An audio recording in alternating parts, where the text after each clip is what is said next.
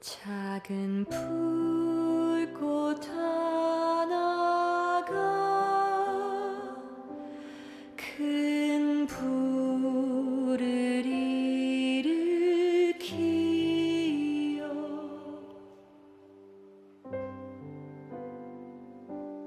곧 주위 사람들 그 불에 몸 녹이듯이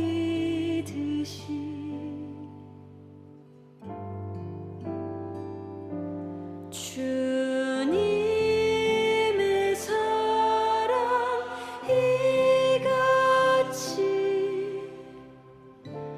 한 번 경험하면 그의 사랑 모두에게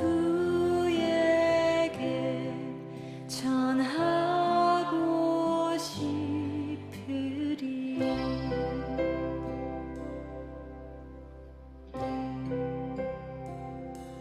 새싹이 돋아나면 새들은 지저귀고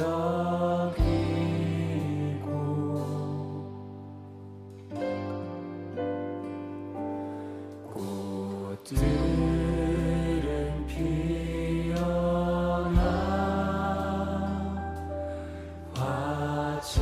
화창한 봄날이라네.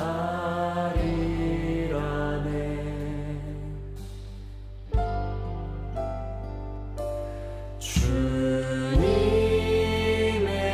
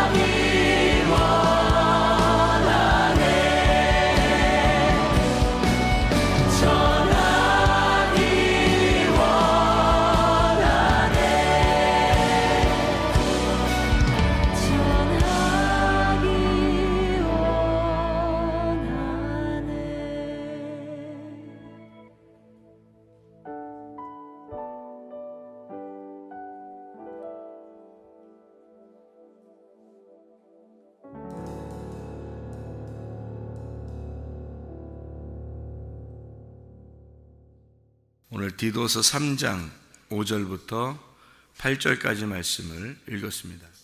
디도서 3장 5절부터 8절까지 말씀, 여기에 있는 말씀 중에서 8절에 보니까 뭐라고 되어 있냐면요, 하나님을 믿는 자들로 하여금 조심하여 선한 일을 힘쓰게 하려 함이라, 이렇게 되어 있습니다. 선한 일이 무엇인가? 에베소서 5장 8절부터 10절까지 말씀에 보면 이렇게 말씀이 되어 있습니다. 너희가 전에는 어둠이더니 이제는 주 안에서 빛이라. 빛의 자녀들처럼 행하라. 빛의 열매는 모든 착함과 의로움과 진실함에 있느니라, 이렇게 되어 있습니다. 하나님의 그 선함, 하나님의 착함이라고 하는 게 나오는데, 이 하나님의 착함이라는 게 아가도시네라는 말이에요. 이게 착함, 선함이라는 말입니다. 이것은 아가도스에서 나온 말인데, 선한 은혜, 좋은 일, 이런 이야기를 말합니다. 하나님이라고 하는 분은 이 세상에서 사람은 착한 사람이 없어요. 그러니까 하나님만 착하고 하나님만 선하시죠. 그래서 하나님이 세상을 창조하시고 하나님이 보시기에 좋았더라, 이렇게 하는, 그게 이제 선하다, 그런 말이거든요. 그게 착하더라, 그 말이에요. 하나님만이 착하니까, 착하신 하나님이 하나님의 창조를 하나님이 창조하셨다. 그래서 하나님의 그 선하심이다, 하나님의 착함이다. 그래서 하나님이 보시기에 착했더라, 보시기에 좋았더라, 그렇게 말한 거예요. 보시기에 선하더라, 토브하더라, 그렇게 이야기를 한 거거든요. 그래서 하나님만 착하다, 이 세상에서 아무도 착한 사람이 없습니다. 그러니까 하나님의 선하심이 우리에게 있어야 되는데, 그것은 성령이 들어올 때, 성령이 우리 안에 올 때 하나님의 착함이 같이 들어온다는 겁니다. 그러니까 그냥 착해서 착한 일 하는 게 아니고, 그건 노력하는 것은 한계가 있죠. 그래서 노력하다가 열심히 노력하다가 안 되면 말고, 또 열심히 또 노력하다가 안 되면 말고, 이런 게 아니라 하나님의 그 착함이라고 하는 것은 하나님의 선하심, 이게 성령에 의해서 들어와야 이게 가능한 것이다. 이게 하나님 자체가 선하기 때문이다라는 얘기고요. 그 다음에 의로움이라고 되어 있는데, 이 의로움이라고 하는 게 디카요시네라는 말입니다. 공정하다, 의롭다는 말인데요. 디카요스, 거룩하고 공정한, 이제 흠없는 에서 나온 말이에요. 이게 디케에서 나온 단어인데, 공의, 옳은, 이런 심판, 데이코니오라고 되어 있어요. 보인다, 이렇게 되어 있습니다. 그러니까 의로움이라고 하는 것은 이렇게 본다, 잘 이렇게 정확하게 본다, 이런 데서 나오는 거예요. 그러니까 함께 정확하게 보는 것을 의로움이다, 이렇게 이야기하는 거예요.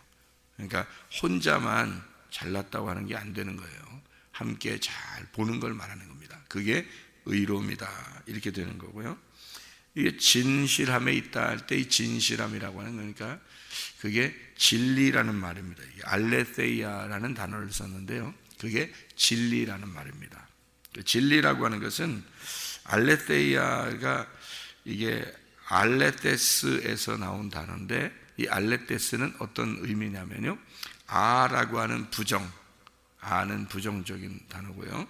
그리고 란다노라는 단어, 그러니까 아라는 부정하고 란다노라는 말의 합성어인데요. 이게 란다노라는 말이 감춘다는 말이거든요. 감춘다. 그러니까 모르게 하고 감추고, 이런 깨닫지 못하고 무지하고, 이런 무식하고 무지하고 이런 건데요.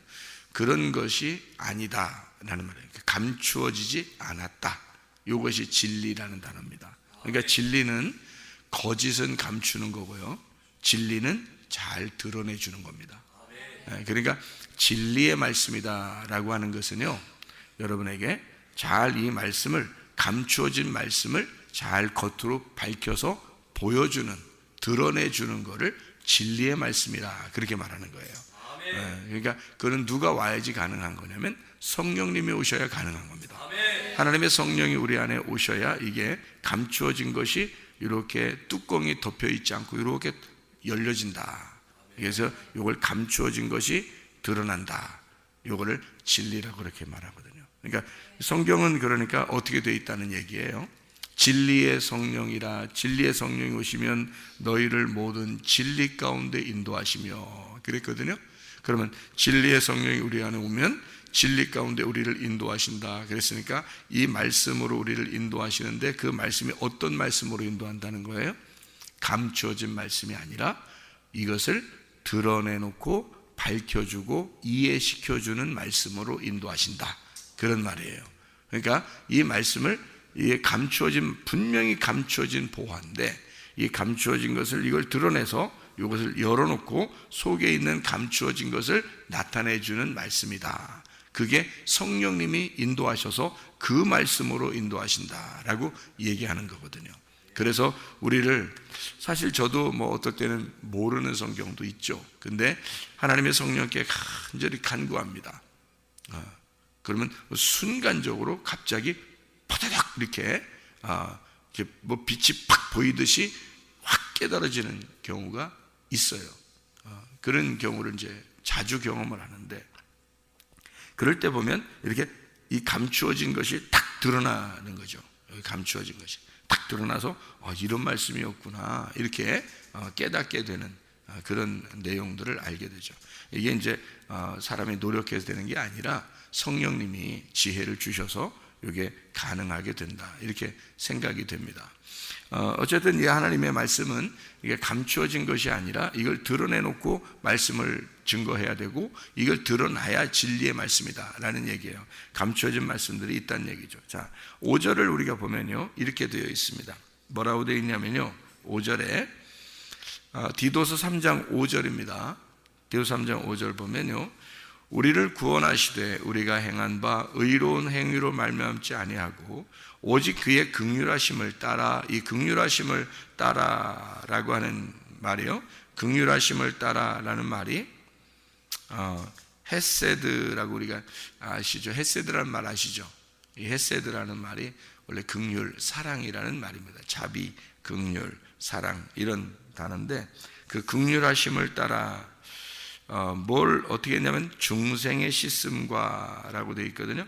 중생의 씻음과 그리고 성령의 새롭게 하심으로 이렇게 되어 있습니다.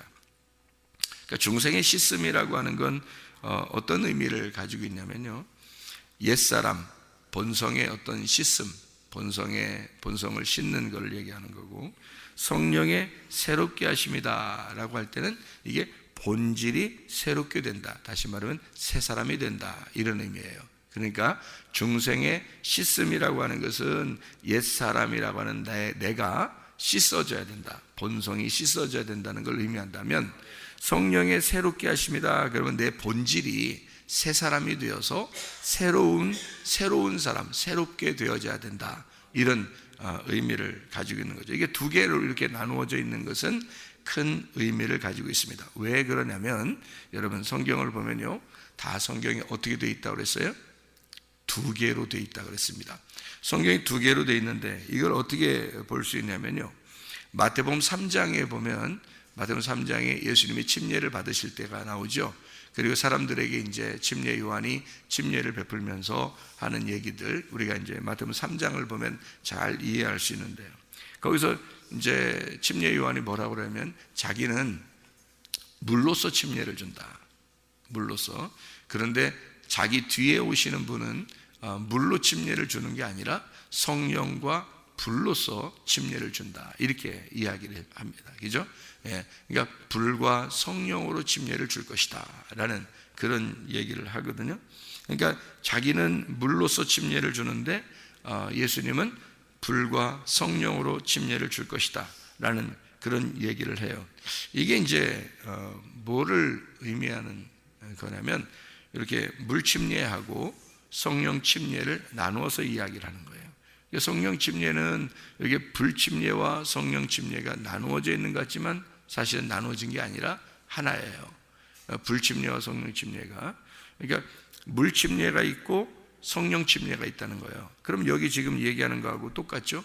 중생의 씻음과 성령의 새롭게 하심으로 이렇게 돼 있잖아요. 그죠? 이렇게 두 개로 돼 있잖아요. 이거를 물 침례와 성령의 침례. 근데 이 성령의 침례는 반드시 뭐가 같이 따라오면 불 침례가 같이 따라온다는 거죠. 불 침례라는 건 뭐냐면 태워버리는 거잖아요. 뭘 태워요? 껍질을 태우는 거예요. 그리고 알곡은 성령으로 이렇게 새롭게 하는 거고요. 그래서 성령으로 이 알곡을 모으고 불로 껍질을 태워버리는 거예요. 이게 어떻게 동시에 같이 일어나는 거죠? 이게 추수를 말하는 겁니다. 추수. 그래서 알곡은 모아 곳간에 껍질은 모아서 불태우는 거. 이게 심판을 의미하는 거죠. 이게 심판과 구원이 같이 일어나는 것이다. 누가 오면? 예수님이 오시면 이게 같이 일어나는 것이다 라고 얘기할 거라는 거고요. 침례 요한은 자기는 이제 물 침례로 물로서 침례를 준다 이런 이야기를 하는 것입니다. 이렇게 두 개로 나누어서 물 침례와 이렇게 불 성령의 침례가 있다 이렇게 이야기하고요. 예수님께서 물로 침례를 받으실 때 또 어떤 일이 벌어지냐면 이렇게 성령의 비둘기가 내려오죠. 그러니까 물로서 침례를 받고 있는데 성령이 비둘기같이 내려온단 말이에요. 그러면 물 침례를 하는 거기에 성령의 비둘기같이 오죠. 그러면 이게 어떻게 되는 거예요? 물 침례와 성령의 새롭게 하심이 같이 오는 거죠. 이렇게 두 개로 나타난단 말이죠. 성경이 또 성경을 이렇게 보면요, 창세기 9장에 보면 구름 속에 무지개가 나타나요. 구름 안에서 무지개가 나타나요. 구름은 뭘로 이루어졌죠? 무지개는 이게 구름이 이렇게 있고 물이 있을 때, 물기가 이렇게 있을 때 햇빛이 비치면 무지개가 이렇게 나타나잖아요. 그러니까 무지개를 뭐라고 말하냐면요, 캐셰트라고 얘기하거든요. 그 캐셰트가 활이에요. 활. 이게 활이 어떻게 생겼어요? 활이 이렇게 구부러졌죠. 이렇게 위에서 이렇게 구부러졌어요. 무지개는 다 거꾸로 이렇게 돼 있는 게 없어요. 다 위에서 이렇게 구부러졌습니다. 그래서 이렇게 위에서 이렇게 구부러졌기 때문에 그거를 사람들이 뭐라고 그랬냐면 저건 활이다 이렇게 말했단 말이에요. 활. 저거는 저기 하늘에 활이 있구나 이렇게 했단 말이에요. 그 활이 이렇게 위로 이렇게 구부러져 있는데 이게 밑에서가 아니라 위로 이렇게 구부러져 있으니까 활이다 그랬어요. 구름 속에 활이 있구나, 구름 속에 무지개가 있구나 이렇게, 그걸 무지개를 활이구나 이렇게 표현했어요. 단어를 그렇게 썼단 말이에요. 그러니까 구름은 물을 의미하고요. 그 다음에 활은 뭐예요? 이 활 무지개는 어때요? 빛이 나죠 이게. 그러니까 하나는 물이고 하나는 빛이란 말이에요. 그래서 그렇게 구름 속에 빛이 있구나 이렇게 되는 거예요. 활. 그러니까 두 개로 나눠져 있죠. 하나는 물이고 하나는 빛이 있죠. 그러니까 물 속에 빛이 있는데 그 무지개라 그래요. 무지개가 위로 이렇게 활로 휘어져 있단 말이에요. 그러면 밑에서 위로 쏘는 거예요? 위에서 밑으로 쏘야 돼요? 활은 밑에서 위로 쏘는 거예요. 그래서 사람들이 밑에서 활을 쏘는 거죠. 누구한테? 하나님한테 활을 쏘는 게 그게 무지개란 말이에요. 그러니까 무지개를 볼 때 사람이 하나님께 활을 쏘는 거구나 이렇게 생각하면 딱 맞아요. 이게 왜 사람이 하나님께 활을 쏠까요? 하나님한테 왜 밑에서 활을 쏴요? 사람이 어디다 쏘는 거예요? 이게 하늘에도 이렇게 쏘는 건데 어디다 쏘는 거예요? 하나님의 심장에다가 쏘는 거예요. 하나님의 심장에 사람들이. 그래서 예수님이 십자가 못 박혀 돌아가실 때 심장이 터져서 옆구리가 찔려, 창에 찔려 심장이 터져서 죽으시는 거예요. 그래야 인간들이 구원받으니까. 그래서 그 언약을, 그 약속을 너희들이 나의 심장을 찌를 것이고 내 심장이 찔려야 너희들이 구원을 받을 것이다. 이거를 보여주는 게 무지개예요, 여러분. 무지개를 볼 때 그런 은혜들이 여러분이 있어야 됩니다. 내가 예수의 하나님의 심장을 찔러서 내가 구원을 받은 거구나. 예수가 내 대신 죽어서 내가 구원을 받은 거구나. 그게 무지개의 언약입니다. 이게 캐셔트, 왜 무지개를 활이라고 표현했는지 여러분이 이해하셔야 됩니다. 이렇게 그런가 하면 이제 출애굽기 40장에 보면요, 구름기둥과 불기둥으로 나와요. 구름기둥과 불기둥으로 이스라엘 백성들을 인도했다, 이런 말이 나오죠. 그게 왜 구름기둥과 불기둥으로 인도했겠어요? 하나는 구름, 하나는 불, 하나는 구름, 하나는 빛, 하나는 물, 하나는 성령, 이렇게 되는 거예요. 이렇게 나누어서 설명을 하느라고 그렇게 되어 있는 말씀입니다. 요한복음 3장에 보면요, 요한복음 3장에 보면 너희가 물과 성령으로 거듭나지 아니하면 하나님 나라를 갈 수가 없다, 이렇게 이야기하죠. 물과 성령으로 거듭나지 아니하면, 이렇게 되어 있죠. 그래서 물과 성령의 거듭남이라고 하는 것은 반드시 육과 영으로 태어나야 된다, 이렇게 이야기하는데요, 너희들이 한번 육으로 태어났으니 이제 영으로 태어나야 된다, 이런 이야기거든요. 그러니까 너희들이 인간으로 육으로 태어났잖아. 이제 영으로 태어나야 돼. 그래서 거기서 물로서, 물과 성령으로 너희가 거듭나야 된다, 이렇게 돼 있어요. 그 말은 육은 육이요 영은 영이로다, 이렇게 된 거거든요. 그러니까 물로서 너희가 태어났으니 성령으로 태어나야 된다, 이렇게 되는 거예요. 자, 예수님이 오시기 전에 누가 침례를 주고 있었다고요?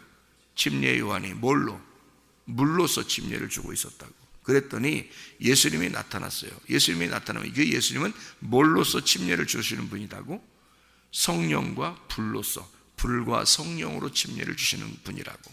그래서 너희들이 이 땅에서 물로 침례를 받았으니 너희들은 불과 성령으로 침례를 받을 때가 올 것이다. 너희들이, 그게 예수 그리스도가 주시는 침례란 말이에요. 예수 그리스도가 진리의 말씀으로 여러분에게 주게 되면 여러분을 한편으로는 심판에서 태워버리고 한편으로는 여러분을 구원하신단 말이에요. 그게 예수님의 진리의 말씀이 오시면 그렇게 된다. 이거를 설명해 주기 위해서 하시는 말씀들이다, 이런 말입니다. 이게요, 요한복음 3장에 7절에 보면, 요한복음 3장 7절에 보면 이렇게 되어 있습니다. 뭐라고 되어 있냐면요, 금방 얘기했던 그런 말씀인데, 요한복음 3장 7절에 보면 이런 말씀이에요. 뭐라고 되어 있냐면, 내가 네게 거듭나야 하겠다 하는 말을 놀랍게 여기지 마라, 이렇게 되어 있습니다. 거듭난다는 말을 이렇게 쓰거든요. 이게 아노덴이라는 단어입니다. 이 아노덴이라는 단어는 아노라는 게 위에라는 단어예요. 위에, 아노라는 게 위에라는 단어예요. 아노라는 게요. 그리고 이게 아노라는 말이 위에라는 단어니까 이게 무슨 말이냐면요, 자, 위에라는 말은 뭐의 반대예요? 아래의 반대예요. 그래서 거듭남을 단어를 아노덴이라고 쓴 거예요. 그러니까 거듭난다는 말을 왜 아노덴이라고 썼냐면, 아노가 위라는 말이니까 뭐의 반대냐면 아래의 반대에서 태어나야 된다는 뜻이에요. 너희가 거듭난다, 그래서 다시 태어난다, 이 말인데, 그게 다시 태어난다는 건데, 그게 너희가 아래에서 태어났잖아. 그러니까 위에서 다시 태어나야 돼, 이 말이에요. 그래서 그게 물과 성령으로 거듭나지 아니하면, 이렇게 된 겁니다. 물과 성령으로. 그래서 성령의 거듭남을 강조하는 말이에요, 그게. 성령의 거듭남, 이런 강조하는 말. 그래서 새로 태어나야 된다라는 그런 의미거든요. 자, 그러면 이제 성경이 어떻게 되어 있다? 둘로 이렇게 다 보니까 성경이 이게 디도서 3장 5절 말씀에 왜 이렇게 썼는지 좀 아시겠죠? 왜 이렇게 썼는지. 중생의 씻음과 성령의 새롭게 하심이다, 이런 말씀을 했습니다. 중생이라는 게 다시 태어난다는 의미거든요. 근데 씻는다는 말을 했어요. 물로 침례를 준다, 씻는다는 의미, 여러분 아시겠죠? 그 다음에 성령의 새롭게 하심이다 라고 했는데, 이 새롭게 하심이라고 하는 게 아노라는 말입니다. 이게 또 아노, 이게 새롭게 한다는, 새롭게라는 게 아노라는 말이에요. 그러니까 새롭게, 아노 카이노시스라는 단어입니다. 그러면 그냥 카이노시스 하면 되거든요. 새롭게 한다 하니까. 근데 아노 카이노시스, 아노 카이노시스, 이게 무슨 말이냐면요, 위에서 깨끗한 자가 돼야 된다는 말입니다. 그러니까 위에서, 그러니까 그러면 반대로 뭐예요? 너희가 아래에서 물, 위에서는 성령의 깨끗함, 성령의 거룩함, 위에서 다시 새롭게 되지 않으면 안 된다. 그래서 위로부터 새롭게 돼야 된다. 그러면요, 이게 무슨 의미가 되냐면, 너희가 이 땅에서 침례를 받을 때, 침례라는 의미는 어떤 의미예요? 침례의 의미는 죽음의 의미잖아요. 죽음의 의미예요. 그러면 죽음이 곧 뭐가 돼야 된다? 부활이 돼야 된다. 죽음이 곧 부활이 된다. 새롭게 된다는 것은 너의 뭐가 있어야 새롭게 된다는 거예요. 죽음이 있어야, 죽음을 전제로 해야 부활을 한다는 거예요. 새롭게 되어진다. 그러니까 여러분, 교회 와서 우리가 항상 뭐를 배워야 되는 거예요? 죽음을 배워야 되는 거예요. 죽음 속에 뭐가 있으니까? 부활이 있으니까. 자, 물이 이렇게, 물기가 이렇게 있으면 구름 속에 뭐가 있다고요? 무지개가 있다. 구름 속에 무지개가 있다. 이런 건 물로 죽임을 당하는 자가 성령의 새롭게 하심을 얻게 될 것이다. 물과 성령으로 거듭나야 된다. 성령의 새롭게 하심이 되어야 된다. 그러면 새로 태어나야 된다. 새롭게 깨끗하게 되어야 된다. 어디서? 위에서.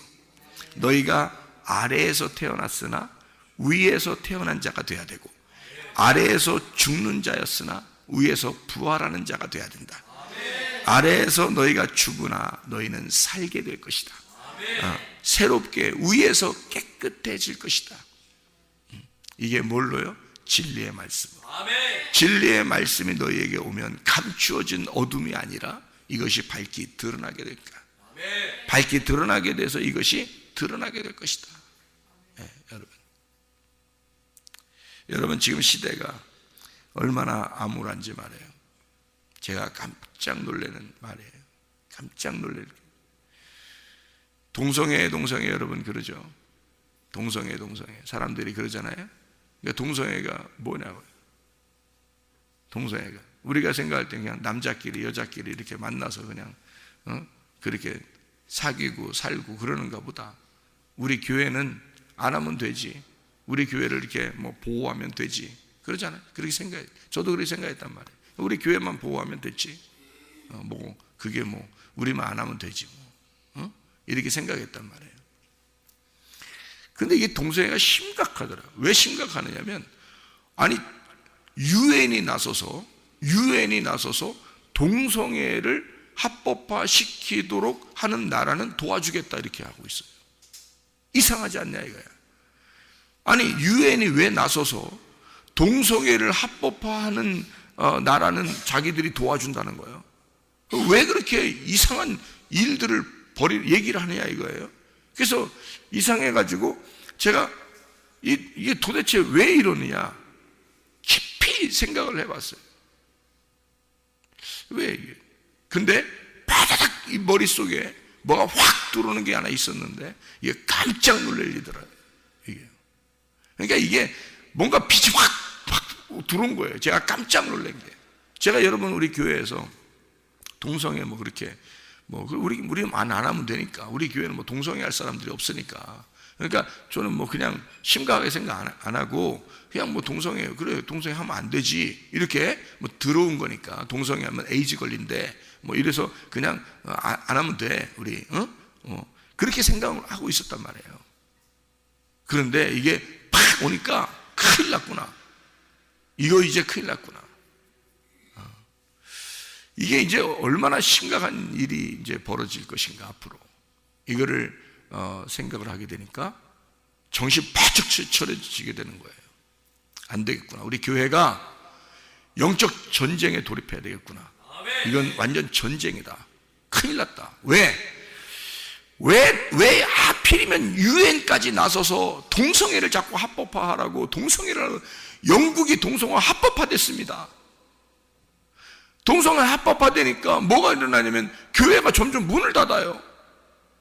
왜 그 문을 닫는지를 제가 이해를 못했단 말이에요. 동성애 안 하면, 교회가 안 하면 되지 뭘 이렇게 문까지 다 닫느냐 이렇게 생각을 했단 말이에요. 그런데 이게 뭔지 이해가 된 거예요. 이제 이게 뭔지, 왜 교회가 문을 닫는지 제가 이해가 된 거예요. 동성애가 들어가면 왜 교회가 문을 닫는지 그게 이해가 된 거라고요. 큰일 났구나. 이게 한국도 지금 이거 합법화하자고 막 지금 법으로 지금 지정하려고 막 하고 있거든요. 큰일 났습니다. 큰일 났어요. 아프리카에도 지금 동성애 합법화 시키라고 막 나라에서 한다는 거 아니에요. 그러니까 그거 거부하기 위해서 크리스찬들이 모여서 지금 학교를 자기들끼리 좀 하겠다고 지금 학교를 만들어 달라고 하고 학교 지금 만들고 있고 지금 그러잖아요. 우리도 지금 그래서 토고에 학교를 만들잖아요. 우간다에 학교 만들었잖아요. 토고에도 학교 만들고.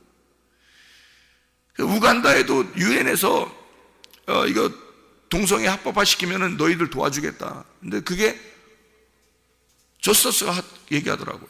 그렇게 하는데 우간다 대통령이 우리 돈 안 받겠다. 나라에서 이거 돈 안 받을 테니까 그거 얘기하지 마라 우리한테. 거기 기독교인들이 많으니까. 그래서 안 받겠다. 우리 그 지원 안 받겠다. 근데 그 지원이 어마어마한 돈이에요. 아니 그 돈을 주면서 왜 동성애를 갖다가 하라고, 그걸 가리키라고 그러냐고. 희한하지 않냐 이거. 이게 지금 이게 세계적으로 지금 막 물결이 확 일어나고 있다는 거니까 지금 이상한 일들이 벌어지고 있어요. 왜 하필 요즘 시대에 그런 게 막 갑자기 막 일어나고 있느냐 했더니, 그 우간다에서 그걸 갖다가 이걸 거부하고요, 안 받겠다. 그래서 영국에서 학교를 우간다에다가 그 사립학교를 250개를 징계했대요. 250개. 그래서 영국에서 직접 이제 교과서가 와가지고 가르치는 그 학교가 250개가 있답니다. 우간다에. 그런데요, 거기에는 그 영국에서 오는 교과서니까 동성애를 가르치는 학교란 말이에요. 그런 학교를 영국에다 250개를 세웠는데 우간다 대통령이 우리 동성애 안 된다. 그래서 학교에서 그런 가르치면 안 된다. 그렇게 해놓고 영국에서 만든 250개 학교를 다 폐교시켰답니다. 지금 우간다에서 250개 학교를 그런 교육 못 받아들인다 해서 돈 안 받겠다. 그리고 이게 전쟁이더라고 이게 지금. 근데 토고에 지금 요번에 이제 합법화하라고 지금 막 교육이 막 내려오니까 크리스찬들이 지금 모여가지고 큰일 났다 해가지고 크리스찬들이 모여서 학교를 막 우리 보고 져달라고 그래서 학교 지금 짓고 있잖아요. 근데 이게 그냥 그래 뭐 좋지, 동성애 하면 병 생기고 그러니까 사람들 뭐 그럴까 봐. 그래서 이제 우리도 그냥 지어주면 크리스찬들이니까 좋을 거다 생각했는데 이제 이 정도가 아니더라고요. 제가 이게 막 그냥 갑자기 확 오는데 깜짝 놀랐어요. 왜 그런지 알았어요. 왜 세계적으로 지금 동성애를 자꾸 퍼뜨리는지 이제 알았어요. 제가 알았어요. 이거 큰일 났구나. 이 사람들은요, 이 동성애 지금 주장하는 이 사람들은 지금 어마어마하게 몇십 년을 준비한 거예요. 이것을 학교에서 교육을 시키도록 하기 위해서 이걸 몇십 년을 준비해서 이거를 지금 퍼뜨리고 있는 중입니다. 그런데 기독교는 준비가 안 된 거예요. 기독교가. 이거를 맞서 싸울 만한 준비가 안 된 거예요. 그럼 왜 그러냐? 왜 이 사람들이 그걸 주장하느냐? 이 동성애를. 이게 들어가면 교회는 무너집니다. 교회는 그냥 무너지게 돼 있어요. 왜? 자, 보세요. 제가 교회가 왜 그게 들어오면 무너지는지 제가 설명해 드릴게요. 간단하게. 이 성경이요, 이 성경 전체가 창세기부터 요한계시록까지 남자 여자로 돼 있어요. 이 성경이 신랑과 신부로 돼 있어요. 그리스도와 교회로 돼 있어요. 이게 딱 그거 설명하려고 쓴 거예요, 이 성경책이라는 게. 근데 그거 가리키지 말라는 거예요. 남자 여자 요거 가리키지 말라는 거야. 남자 여자 말고 다른 성이 50 몇 개가 있다는 거야, 이 세상에. 그래서 50 몇 개를 같이 가리키라는 거예요, 학교에서, 교회에서. 왜 남자 여자 요 두 개만 가리키냐 이거야. 그렇게 하지 말라는 거야. 50 몇 개의 성이 있으니까. 남자 성향이 있는데 여자 같은 사람이 있고, 여자 성향이 있는데 남자 같은 사람이 있고, 이런 여러 가지 형태의 사람들이 있으니까 그 사람들도, 그 소수도 다 존중해 줘야 된다는 거예요.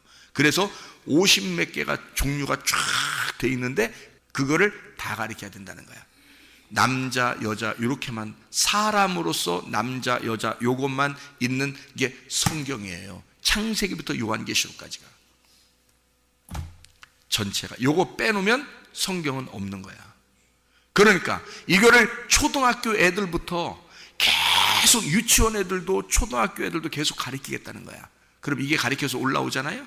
얘들이 성경 믿겠어요, 안 믿겠어요? 이거 안 믿습니다. 남자 여자로만 딱 돼 있으니까. 요게 남자 여자로만 돼 있으니까, 요게 신랑과 신부 그리스도와 교회로만 딱 돼 있으니까 그게 비밀이거든, 이 성경이. 그게 하늘의 비밀이거든. 요게 딱 정해져 있는 게 남자 여자인데, 요거를 애들이 어릴 때부터 다른 성 50 몇 개의 성을 배우면서 유치원 초등학교부터 쭉 올라오기 시작하면 성경 안 믿습니다, 여러분. 아이들이요. 교회에서는 남자 여자만 딱 가르치니까. 그러면 무식하다 그러는 거지. 교회가 왜 저러냐, 알지도 못하고 저러냐, 이렇게 돼버립니다, 아이들이요. 자기들은 학교에서 다 배웠는데 이렇게 되는 거예요.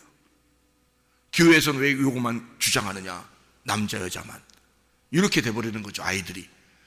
이러면 이제 아이들이요, 점점 그런 마인드가 생기면서 성경을 안 읽기 시작하고, 성경을 무시하기 시작하고, 성경이 잘못됐다고 생각하는 거예요.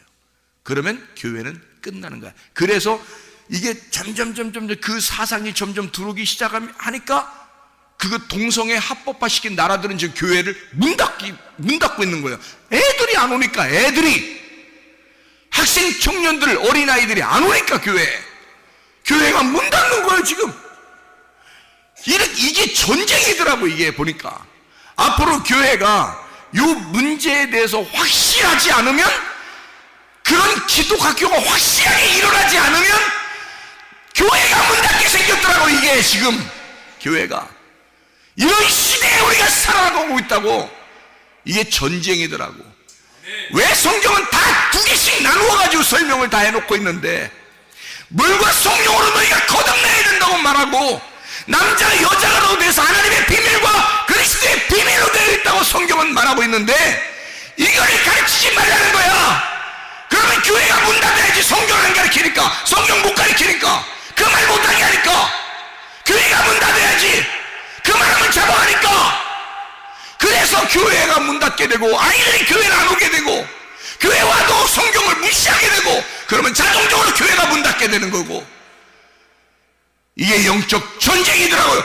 마지막 시대에 누가 살아남을 것이냐, 누가 교회와 함께 할 것이냐, 누가 교회와 함께 영적 전쟁에 돌입할 것이냐, 그 문제더라고. 이게 성경을 너희가 사랑할 거냐, 성경을 믿을 거냐, 아니면 세상의 사상을 믿을 거냐, 성경의 사상을 믿을 거냐, 세상의 사상을 쫓아갈 거냐, 이거야.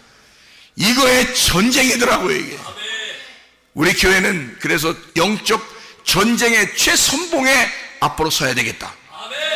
성경이 그걸 가르치고 있는 거니까. 나는 그걸 깨달은 사람이니까, 남자, 여자, 신랑, 신부, 그리스도와 교회를 깨달은 사람이니까 내가 이 성경을 가르칠 수밖에 없는데 이걸 가르치지 말라 그러면 나는 거기에 맞서 싸워야 되지 않느냐 이 말이에요 여러분. 그렇지 않으면 그게 그리스도인이냐? 이 마지막 시대의 영적 싸움에 누가 함께 할 거냐 이 말입니다. 여러분과 제가 우리 교회에서 마지막 시대 왜 우리 교회가 십자가 군병의 교회라고 하나님께서 우리에게 말씀하시는가? 왜 하나님 우리 교회를 마지막 때의 교회라고, 말씀의 교회라고 그렇게 하나님 우리를 불러주시고 있는가를 제가 알겠습니다. 이젠 알았다. 이거였구나. 그래서 성문 기도학교를 세웠던 거구나. 하나님이 그래서 세웠던 거구나. 이 아이들을 어릴 때부터 하나님의 사상으로 집어넣고 하나님의 성경의 사상으로 하나님 신랑 되신 예수님을 만나게 하려고, 그래서 극소수라도 소수인 아이들에게도 하나님의 말씀을 아침 저녁으로 증거해서 이 아이들을 하나님의 사상으로 자라나게 하려고 그래서 하나님이 귀한 아이들로 모세 같은 아이, 사무엘 같은 아이를 뽑아달라고 주님이 나에게 부탁한 것이었구나. 처음에 하나님이 저에게 그렇게 말씀하셨어요. 너는 다른 사람 아무나 데려오려고 하지 마라. 사람이 적어도 좋으니까 모세 같은 사람, 모세같이 정말 사랑스러운 사람, 아이, 그리고 사무엘 같은 그런 사랑스러운 아이, 하나님께서 뽑은 아이들을, 그런 아이들이 오도록, 그런 아이들이 오게 될 것이고 그런 아이들이 오게 되면 잘 보호해달라고 저한테 그렇게 부탁을 했거든요. 처음에 기도학교 시작할 때 사람 많이 안 불러도 좋으니까. 그런데 실제로 이런 일이 벌어지고 있더라. 이것 때문에 준비시키신 거구나. 이것 때문에 준비한 거였구나. 공부가 문제가 아니었구나. 이게 세상에서 성공하면 뭐하냐 이 말은. 지금 다 죽을 판인데 영국에 지금 사람들 잡혀가고 있습니다. 목사들이요 지금. 여러분, 교회가 목사들이 이제 목사들이 목사할 일을 못하게 되는 그런 시대가 이제 오게 되면, 이 법으로 다 제정되면 세계적으로 이 법을 제정하라고 지금 계속 밀어붙이고 있는데, 여러분, 우리나라가 어떻게 거기서 벗어날 수 있겠냐 이거야. 이럴 때 우리는 어떻게 살아야 되냐 이거야. 그리스도인들이 진짜 여기서 아침 저녁으로 하나님의 말씀으로 교육받지 않으면요 희망 없습니다. 여러분, 이 세상에 뺏길 겁니까? 이 세상의 사상에 뺏길 겁니까? 그들에게 이 아이들의 돈의 문제예요. 지금 이 아이들에게 진짜 하나님의 사상을 집어, 하나님의 말씀이 이런 거라고, 하나님의 말씀은 처음 창세기부터 요한계시록까지 이렇게 이루어진 거라고, 남편과 아내로 이루어진 거라고, 신랑과 신부로 이루어진 거라고, 남자와 여자로 이루어진 거라고, 이 성경이 그리스도와 교회로 이루어진 거라고, 그걸 가르쳐줘야 된단 말입니다. 이게 성경이란 말이에요. 그걸 가르쳐달라고 주님이 나에게 호소했던 것인데 제가 깨달았단 말입니다. 이제 우리 성문 기도학교가 그렇게 준비되었던 거였구나. 우리 교회가 이렇게 이 시대의 마지막 영적 전쟁으로 이렇게 준비되는 교회가 그래서 필요한 거였구나. 우리 교회가 이 마지막 때 그런 거였구나. 하나님 고맙습니다. 하나님 고맙습니다. 이게 그냥 우연히, 나는 그냥 사람들이 시대의 흐름에 따라 그냥 동성애, 그냥 에이즈 걸리면 안 되니까 그렇게 우리 교회는 안 하면 되지 이 정도인 줄 알았더니 이게 아니더라고요. 이게 아니더라고. 이거는 교회가 문을 닫을 일이란 말이에요. 교회가 목사 다 그만둬야 될 문제란 말입니다. 여러분, 이게 심각합니다. 교회를 문 닫게 하고 교회를 없애버리는 그 작전을 마귀가 지금 세웠고 오랫동안 세워서 지금 이것이 이루어지고 있단 말입니다. 여러분 기도하세요. 아멘. 여러분 영적 전쟁에 돌입하고 아멘. 승리해야 합니다. 아멘. 기도하시기 바랍니다.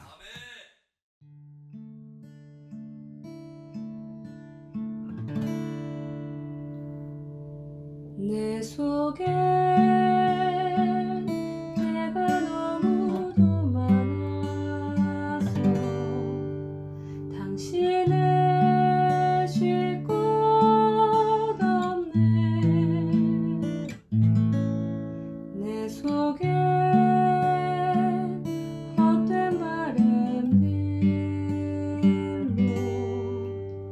당신의 편했고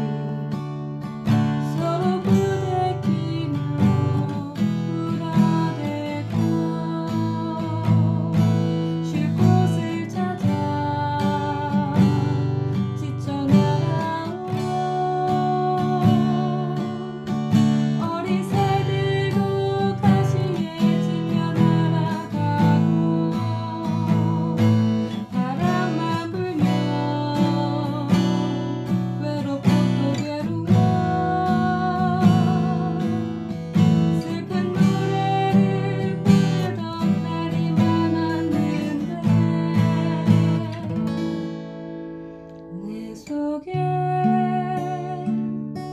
내가 너무도 많아서 당신